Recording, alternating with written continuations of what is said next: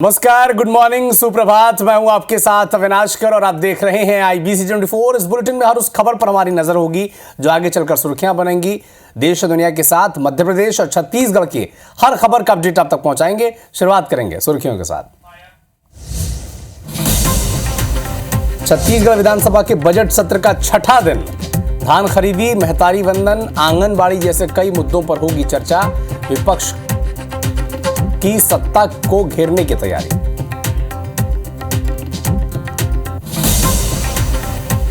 भोपाल में मंत्रालय में होगी मोहन कैबिनेट की बैठक। कई अहम प्रस्तावों पर होगी चर्चा। आगामी बजट पर भी होगा मंथन।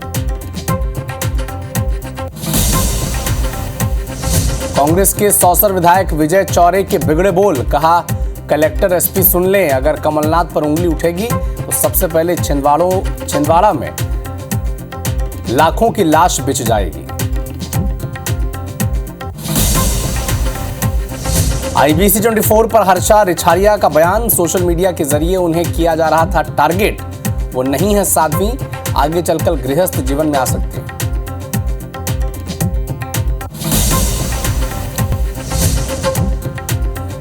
रायपुर में पेट्रोल पंप मालिक से लूट। कार को टक्कर मारकर दो लोगों ने 75,000 रुपए लूटे। कारोबारियों ने थाने में की शिकायत।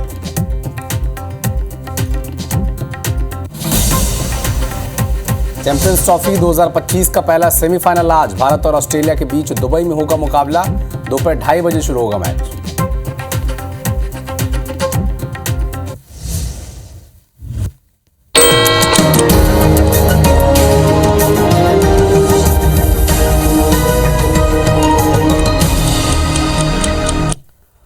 और अब नजर डालते हैं सुबह 7 बजे की 7 दूसरी बड़ी खबरों पर। प्रधानमंत्री Narendra Modi post budget webinar में शामिल होंगे। इधर अरविंद केजरीवाल विपश्यना साधना के लिए पंजाब के होशियारपुर जाएंगे। बसपा सुप्रीमो मायावती ने अपने भतीजे आकाश आनंद को पार्टी से निकाल दिया है। इधर दागी नेता चुनाव नहीं लड़ पाएंगे, इस याचिका पर सुप्रीम कोर्ट में एक अहम सुनवाई है। इधर 1000 से ज्यादा कर्मचारियों का आज ओला इलेक्ट्रिक निकालने जा रही है। और ट्रंप से विवाद के बाद भी यूक्रेनी राष्ट्रपति जेलेंस्की डील को तैयार हैं। इधर सेक्स वर्कर की कहानी पर बनी अनोरा को 5 ऑस्कर अवार्ड मिले हैं। उत्तर प्रदेश के चंदौली में एक बड़ा हादसा टल गया। नंदन कानन एक्सप्रेस के 2 हिस्सों में ये बंट गई। S4 जो बोगी थी, इसका कपलिंग टूटने से ट्रेन 2 हिस्सों में बंट गया। कपलिंग जोड़कर ट्रेन को रवाना किया गया। आनंद विहार दिल्ली से पुरी की तरफ ये ट्रेन जा रही थी और एक बड़ा हादसा होते होते टल गया। नंदन कानन एक्सप्रेस 2 हिस्सों में बंट गई। S4 बोगी का कपलिंग टूट गया और इससे ट्रेन जो है 2 हिस्सों में तब्दील हो गई। फिर से कपलिंग को जोड़ा गया और ट्रेन को रवाना किया गया। आनंद विहार दिल्ली से पुरी की तरफ ये ट्रेन जा रही थी।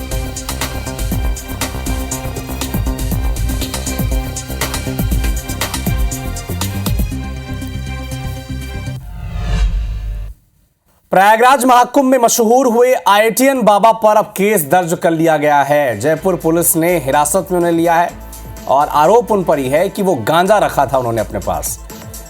हालांकि IITian बाबा को थाने से जमानत मिल गई है।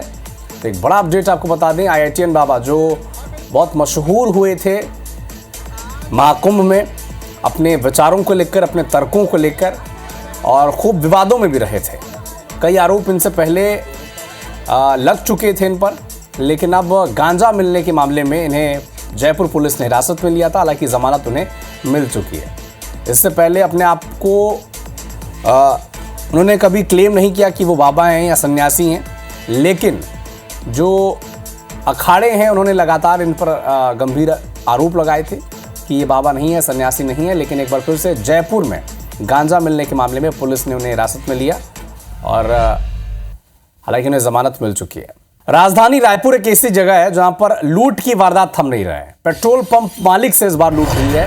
कार को टक्कर मारकर 2 बदमाशों ने लूट की वारदात को अंजाम दिया। कारोबारी हरीश अग्रवाल से 75,000 रुपए की लूट हुई। कौशल्या विहार गेट के सामने देर रात की घटना है। माना थाने पहुंचकर कारोबारी ने शिकायत की है। देखिए, हरीश पेट्रोल पंप के मालिक हैं। इनकी गाड़ी को पहले टक्कर मारी गई और उसके बाद लूट की वारदात को अंजाम दिया गया। 75,000 रुपए इनसे लूट लिए गए। कौशल्या विहार गेट के सामने देर रात की घटना है।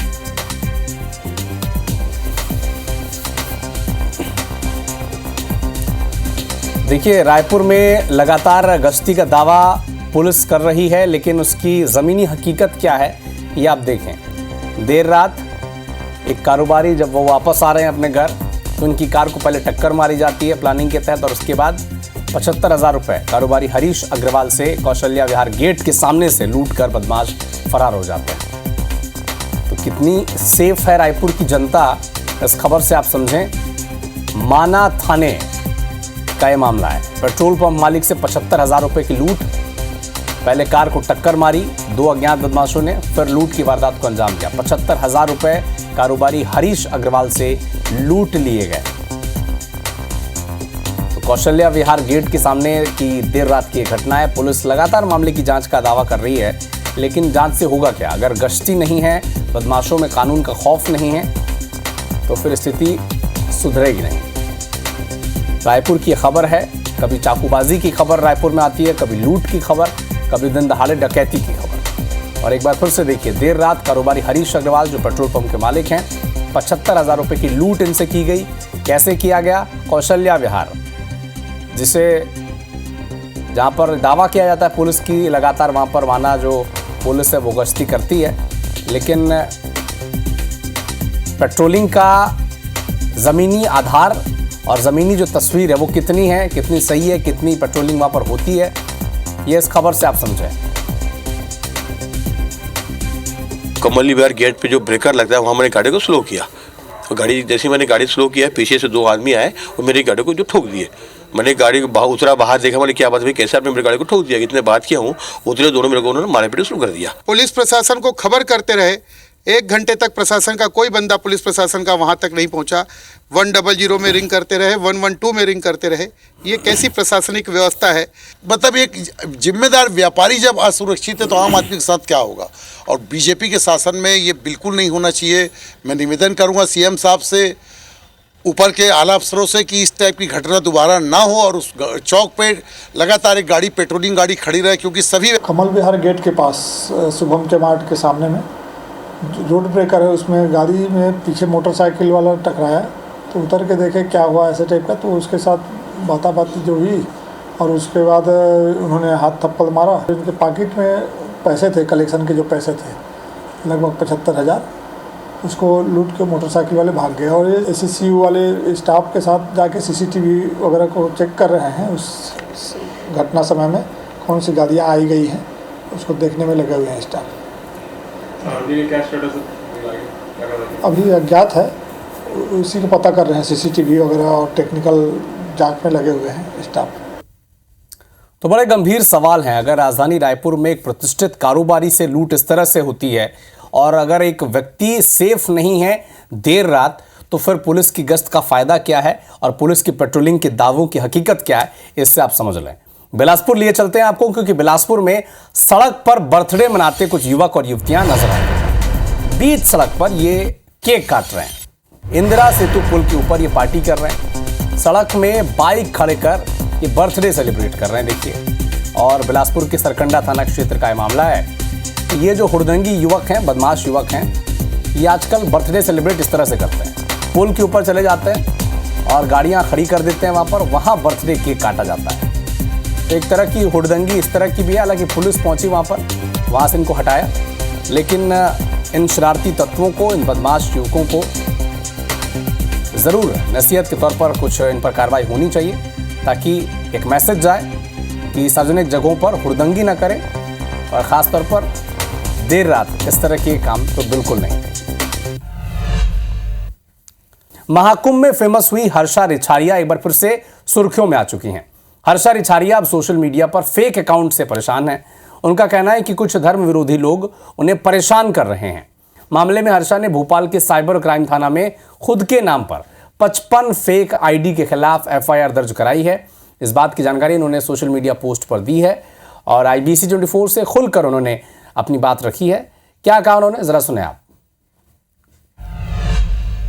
वर्षा जी, कौन सी नौबत आ जाती है कि आपको आखिर क्राइम ब्रांच का रुख करना पड़ा? अभी जैसे जैसे टाइम आगे बढ़ रहा है ना, वैसे वैसे हम देख रहे हैं कि सोशल मीडिया के माध्यम से, इलेक्ट्रॉनिक मीडिया के माध्यम से कितने फ्रॉड्स भी सामने आ रहे हैं, कितने साइबर फ्रॉड सामने आ रहे हैं। उसके साथ साथ एआई जब से आया है तब से कितने ऐसे फेक वीडियोस हैं जो बड़े बड़े लोगों के ही नहीं बल्कि किसी के भी उठा के बना दिए जाते हैं आज के टाइम में। मतलब अब मैं किसी के साथ फोटो क्लिक करवाती हूँ या कोई आके बोलता है मैम सेल्फी लेना है या वीडियो बनवाना है, तो मुझे खुद में डर लगने लगा है कि अगर मैं किसी के साथ फोटो क्लिक करवाती हूँ तो कल को ये फोटो कैसी एडिट करके दिखा दी जाए पता ही नहीं चलेगा।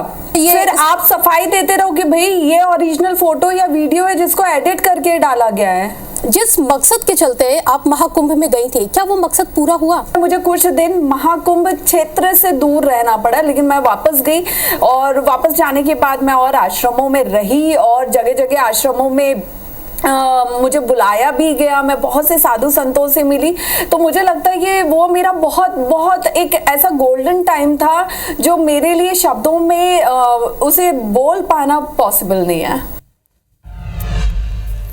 तो फिलहाल इस बुलेटिन में इतना ही, लेकिन देश और दुनिया के साथ एमपी और छत्तीसगढ़ के हर अपडेट के लिए आप जुड़े रहिए हमारे साथ। आगे देखिए छत्तीसगढ़ी भाषा का खास न्यूज बुलेटिन अमर वाणी अमर गोट। मुझे दीजिए अनुमति, नमस्कार।